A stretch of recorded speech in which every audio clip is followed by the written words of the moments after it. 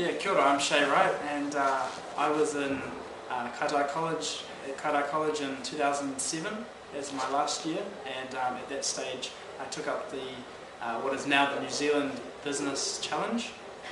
and I guess at that stage I didn't really have an understanding about entrepreneurship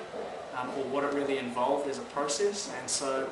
the challenge really was an opportunity for myself but also for my group to get a feel for what entrepreneurship involved and I guess some of the process around setting up a business. So what I do at the moment is I've taken up a role with the Ice House. I came to university and studied business studies or commerce degree and law, and I focus really around accounting and business strategy. And at that stage I kind of heard about the Ice House and what they were doing, and looked to take on a role there. So what the Ice House is it's a business incubator which was founded by the University of Auckland Business School about 10 years ago, so 2001. And we work with startup companies to provide them with some of the incubating facilities and some of the tools to grow those businesses. And we also work with owner-managed companies to provide them with that next growth phase and look to provide some strategic direction for them. So I work with the owner-manager side of things in the communications, and also now focusing a little bit more on engagement with Māori businesses and also iwi organisations to provide some direction around and some of the management capabilities around growing those iwi assets. I think just having a more macro perspective of what's out there.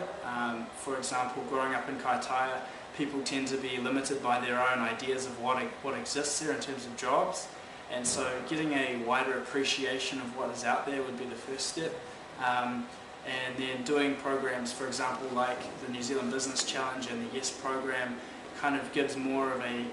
theoretical understanding of what doing these jobs entails, for example entrepreneurship. And so I think taking opportunities to immerse yourself in what